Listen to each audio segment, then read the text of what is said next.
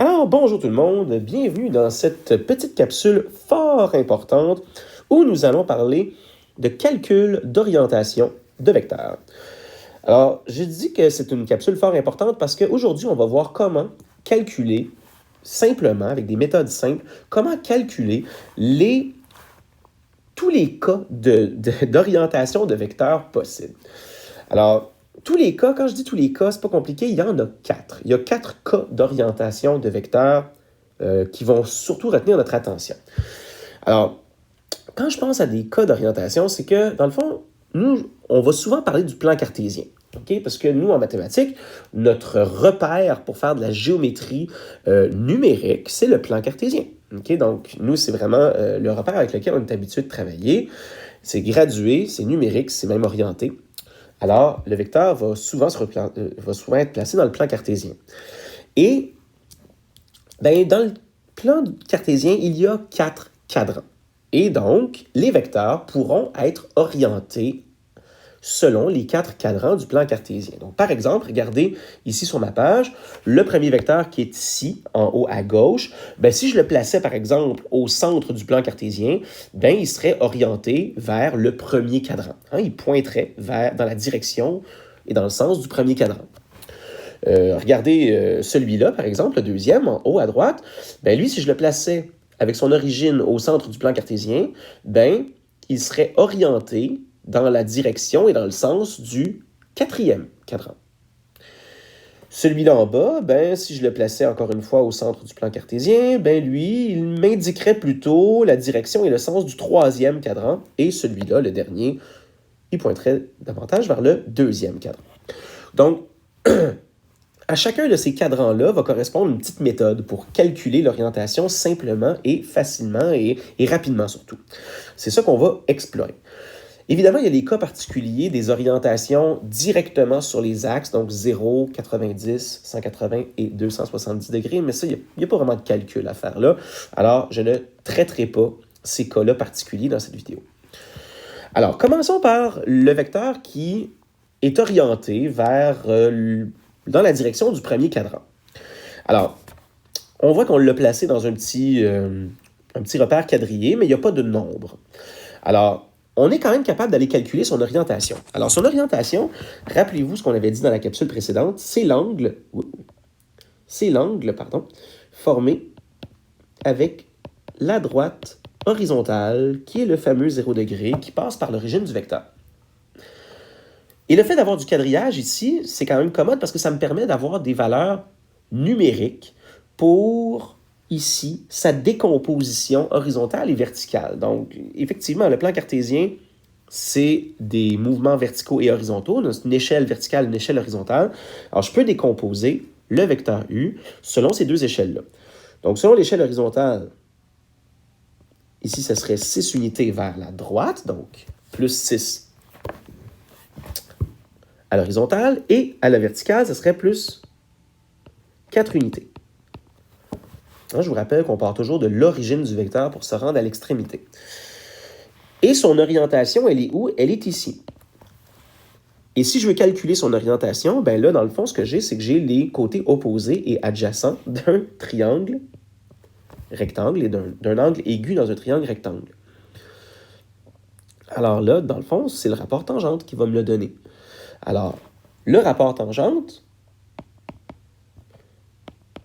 c'est le rapport entre le côté opposé et le côté adjacent, qu'on va éventuellement appeler les composantes verticales et horizontales du vecteur. Ça, on en reparlera plus tard. Alors, l'orientation θ, je vais faire tangente moins 1 de 4/6. Alors, θ ici, je vais écrire que c'est tangente moins 1 de 4/6.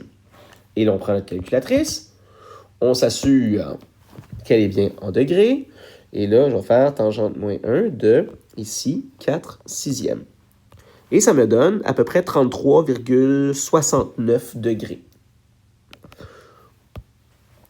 Alors, c'est à peu près 33,69 degrés. Alors voilà, donc c'est très simple. Pour tout vecteur qui est orienté vers le premier cadran, on fait tangente moins 1 de ce qu'on appelle sa composante verticale sur sa composante horizontale. Les mots composante verticale et horizontale, on va les redéfinir un peu plus tard, mais là, pour l'instant, on peut quand même accepter de les utiliser.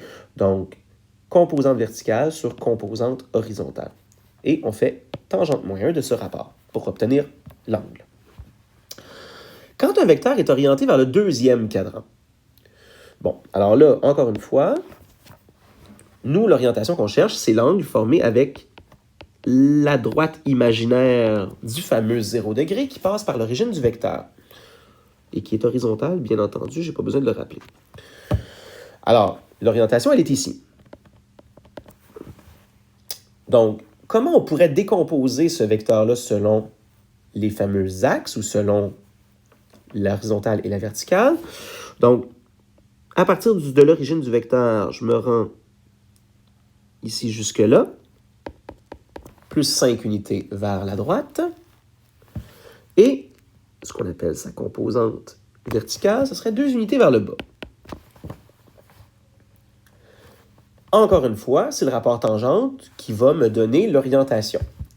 Et l'orientation, moi, je suspecte qu'elle sera négative, puisqu'on a ici une des deux composantes qui est de signe négatif, donc on s'attend à avoir une orientation négative. Alors, tangente de θ sera égale à toujours côté opposé, qui est la composante verticale, moins 2, sur le côté adjacent, qui est la composante horizontale, qui est 5. Alors, moi, mon orientation, je vais faire tangente moins 1 de moins 2 cinquièmes.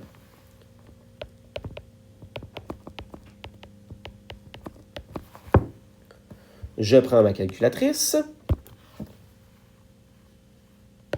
Ici, tangente moins 1 de moins 2 cinquièmes. Et ça me donne moins 21,8 degrés. Je ne sais pas si je l'ai dit tout à l'heure, mais on va toujours avoir à peu près l'habitude de fonctionner et d'arrondir au centième. Donc, moins 21,8. J'ai un doute, était-tu moins 21,8? Oui, OK. Alors, petite parenthèse comme ça, je pense qu'en physique ou dans vos cours de sciences, vous avez l'habitude de prendre les composantes en valeur absolue et après ça, de décider du signe de l'orientation en fonction de la position de la flèche dans le dessin et donc d'ajuster le signe, mais de traiter les composantes en valeur absolue. Nous, en maths, on va toujours, en fait, moi, je vous recommande fortement, plutôt en maths, de prendre les signes, les composantes avec leurs signes, et tout de suite, tu as l'orientation du bon signe. Alors, tu n'as pas besoin de mettre la valeur absolue ici, et après ça, de faire un ajustement en fonction de ton dessin. Okay?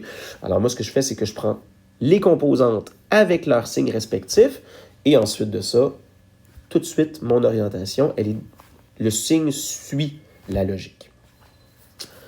C'est une façon de faire différente, mais c'est équivalent, c'est juste une autre façon de faire. Bon, l'orientation du troisième et du quatrième cadran, ça va comporter des petites subtilités qui sont importantes à bien saisir.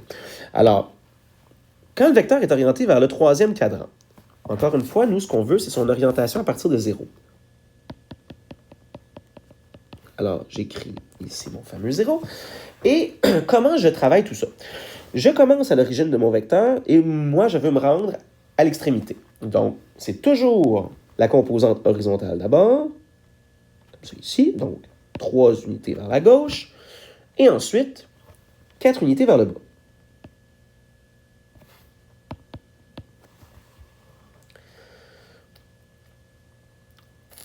Là, si je fais moins 4 sur moins 3,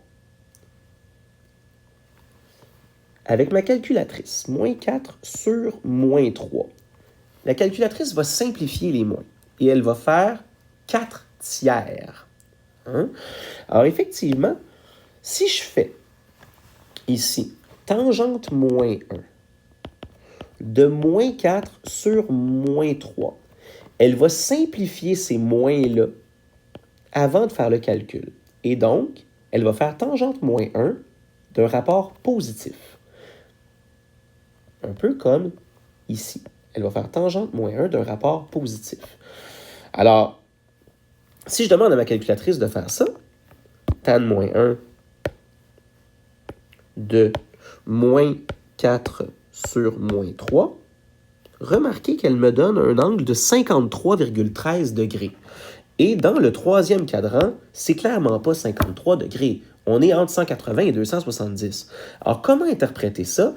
C'est que la calculatrice, elle a fait exactement le même triangle qu'ici, mais orienté dans le premier cadran. Elle a fait 4 positifs ici et 3 positifs là. Alors, en simplifiant les deux moins qui sont ici, elle a reconstruit le même triangle, mais vers le premier cadran. Alors, le 53, je ne sais plus combien, 13, le 53,13, c'est l'angle qui est ici. Ça, c'est 53,13 degrés. Ça donnait 53,13 degrés. Mais nous, si on veut l'orientation, il faut ajouter à ça un 180 degrés parce que nos vecteurs sont opposés ou ils pointent dans le sens contraire l'un de l'autre. Alors, l'orientation complète de mon vecteur U, ça va être 53,13 plus 180. Alors, autrement dit, je vais faire tangente moins 1. Je vais conserver les signes. Moins 4 sur moins 3. Et j'ajoute 180 degrés. Et là, ça va me donner une orientation pour mon vecteur dans le cadran 3. Et si j'ajoute ici 180 degrés, oups, c'était pas ça ici, je voulais mettre answer plus 180. Ça me donne 233,13 qui est beaucoup plus représentatif. 233,13, ici comme ça.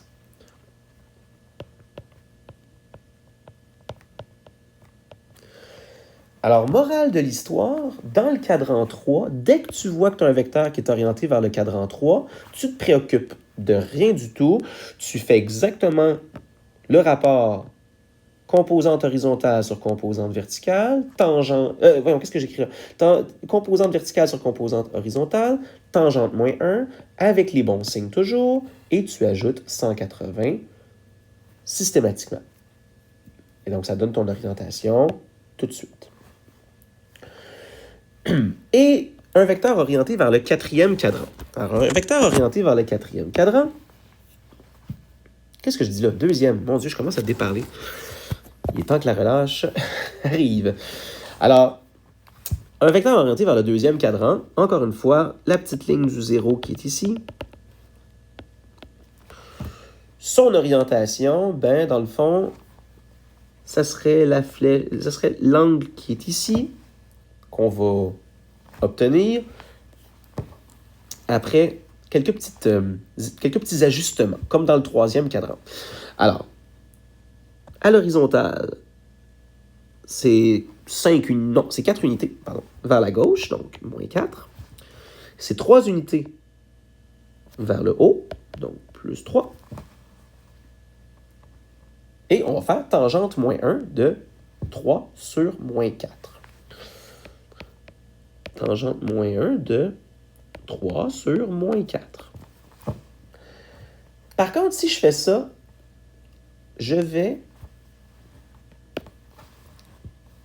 dans le fond, retrouver une orientation qui va être négative. Parce que dans le fond, là, ici, le moins qui est ici va me donner une orientation négative. Un peu comme ce qui se passait ici tout à l'heure dans le cadran 2. On avait ici un rapport négatif, donc on trouvait une orientation négative. Ici, on a un rapport négatif, donc on va trouver une orientation négative. Alors, dans le fond, si je fais tangente moins 1 de 3 sur moins 4, tangente moins 1 de 3 sur moins 4, ça me donne moins 36,87.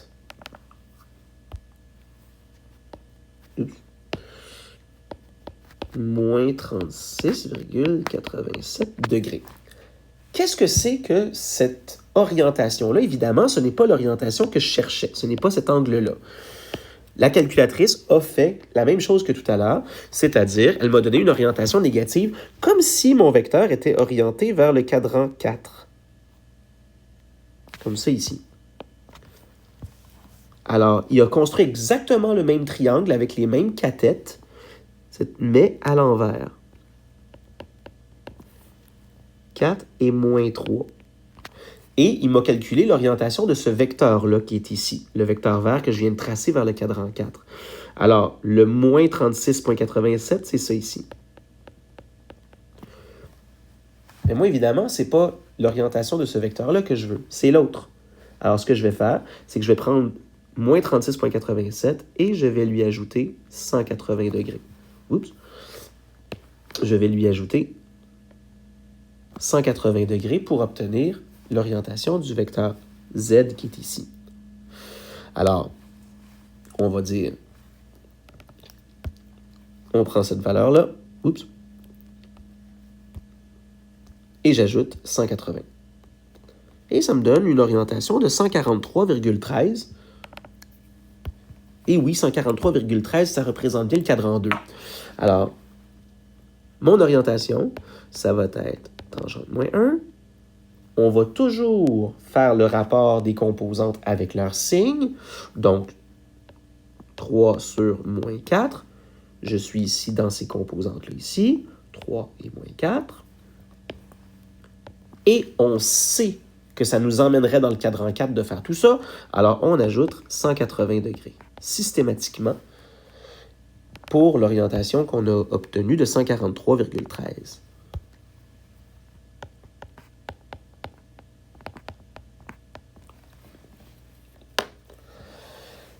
Alors, nous, en maths, on va beaucoup plus fonctionner comme ça qu'avec des composantes strictement positives. Oui, ça nous demande des petits ajustements, mais ça va être beaucoup plus facile de travailler parce que on va toujours avoir les valeurs avec les bons signes. On n'aura pas besoin de se rappeler, de changer des signes et de modifier le calcul, etc. Ça va toujours nous donner l'orientation à partir de 0. Alors, si je résume tout ça, dans le cadran 1, tu fais tangente moins 1 de la composante verticale sur la composante horizontale avec les signes, ça te donne l'orientation tout de suite. Dans le cadran 2, même chose, tu fais tangente moins 1 de composante verticale sur composante horizontale avec les signes et ça te donne une orientation négative tout de suite. Si tu veux l'orientation positive, ajoute 360 degrés puis le tour est joué, mais ça, tu n'es pas obligé de le faire. Dans les cadrans 3 et 4, tu ajoutes 180 degrés.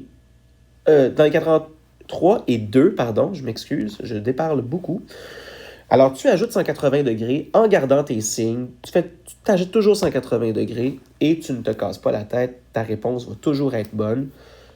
Et tu n'as pas besoin de te soucier, de te rappeler de changer des signes ou d'avoir peur de te tromper de signe. Alors, à retenir pour tout le chapitre, il n'y a que vers les deuxième et troisième cadrans où il faut ajouter 180 degrés pour obtenir l'orientation d'un vecteur. Et ça, bien sûr, c'est en gardant les signes des composantes verticales et horizontales. Alors, c'est une capsule très importante parce qu'on va continuellement être dans un de ces modèles-là à chaque fois qu'on va faire des problèmes de vecteurs et qu'il va falloir calculer des orientations. C'est un peu nos modèles, nos méthodes, un peu nos formules à la limite, si tu veux. Voilà.